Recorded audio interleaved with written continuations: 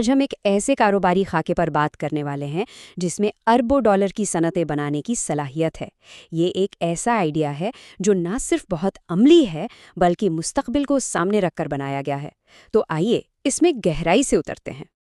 تو سوال یہ ہے کہ اربوں ڈالر کے آئیڈیا کا خفیہ فارمولا آخر ہے کیا؟ کیا یہ صرف قسمت کی بات ہے یا اس کے پیچھے کوئی ٹھوس حکمت عملی بھی ہوتی ہے؟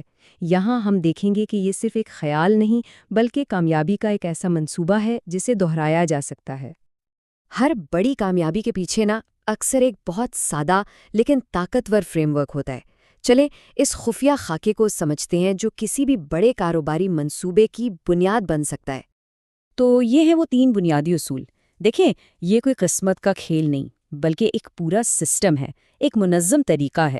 سب سے پہلے تو ایک ایسا مسئلہ ڈھونڈیں جو لوگوں کو ہر روز پیش آتا ہے، پھر اس کا ایک ایسا حل نکالیں جس سے لاکھوں لوگ استعمال کر سکیں، اور آخر میں ایک ایسا سسٹم بنا دیں جو خود بخود بغیر رکے بڑھتا چلا جائے۔ جب یہ تینوں چیزیں مل جاتی ہیں تو کامیابی کے امکانات واقعی بہت بڑھ جاتے ہیں۔ اچھا، اب اس خاکے کے پہلے قدم کی طرف بڑھتے ہیں، جو ہے ایک بہت بڑے اور عالمگیر مسئلے کی نشاندہی کرنا، ایک ایسا مسئلہ جس سے تقریباً ہر کوئی متاثر ہوتا ہے۔ اور وہ مسئلہ ہے پورٹیبل پاور کا۔ آج کل شاید ہی کوئی ہو جس کے پاس اسمارٹ فون نہ ہو، اور سب کو ایک ہی ڈر لگا رہتا ہے، بیٹری ختم ہونے کا۔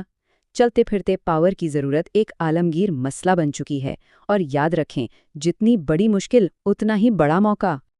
تو جب مسئلہ اتنا بڑا اور واضح ہے تو اس کا حل کیا ہو سکتا ہے؟ آئیے اب اس کاروباری تصور پر بات کرتے ہیں جو اس مسئلے کو جڑ سے ختم کر سکتا ہے۔ اس کا حل ہے اسمارٹ سواپ اسٹیشنز۔ ذرا تصور کریں، چھوٹے چھوٹے الیکٹرانک کیوسکس کا ایک نیٹ ورک جو ہر مصروف جگہ جیسے شاپنگ مالز، یونیورسٹیز، بازاروں اور بس اڈوں پر لگے ہوں، جہاں سے کوئی بھی آسانی سے پاور بینک یا دوسرے چھوٹے گیجٹس کرائے پر لے سکے۔ اگر اس تصور کو سمجھنے میں مشکل ہو رہی ہے تو اس کا سب سے آسان طریقہ ہے اس کا موازنہ ایک وینڈنگ مشین سے کرنا۔ جیسے وینڈنگ مشین سے سنیکس یا کولڈ ڈرنکس نکلتی ہیں، بالکل اسی طرح اسمارٹ سواپ اسٹیشن سے پاور اور گیجٹس ملیں گے۔ کتنا سادہ اور شاندار آئیڈیا ہے! اور بات صرف پاور بینکس تک ہی محدود نہیں ہے، یہ اسٹیشنز بہت ورسٹائل ہو سکتے ہیں۔ یہاں سے گیجٹ چارجرز، USB ڈیوائسز، یہاں تک کہ چھوٹی لائٹ کٹس بھی کرائے پر مل سکتی ہیں، یعنی اس کی افادیت کو اور بھی بڑھایا جا سکتا ہے۔ اب آتے ہیں سب سے اہم سوال پر، آخر یہ آئیڈیا اتنا طاقتور کیوں ہے؟ کیوں لگتا ہے کہ یہ کام کرے گا؟ چلیں اس کے کاروباری پہلو پر ذرا گہرائی سے نظر ڈالتے ہیں اور سمجھتے ہیں کہ اس میں کامیابی کے اتنے زیادہ امکانات کیوں ہیں۔ یہ چارٹ 3 اہم چیزیں بالکل واضح کر رہا ہے۔ مارکیٹ کا سائز بہت بڑا ہے، مقابلہ تقریباً نہ ہونے کے برابر ہے، اور اس ماڈل میں ترقی کی بے پناہ صلاحیت ہے۔ جب یہ تینوں چیزیں ایک ساتھ مل جائیں تو یہ ایک زبردست کاروباری موقع بن جاتا ہے۔ اچھا، اب ذرا اس ٹیبل کو تفصیل سے دیکھتے ہیں۔ پہلا پوائنٹ ہے مارکیٹ کا سائز۔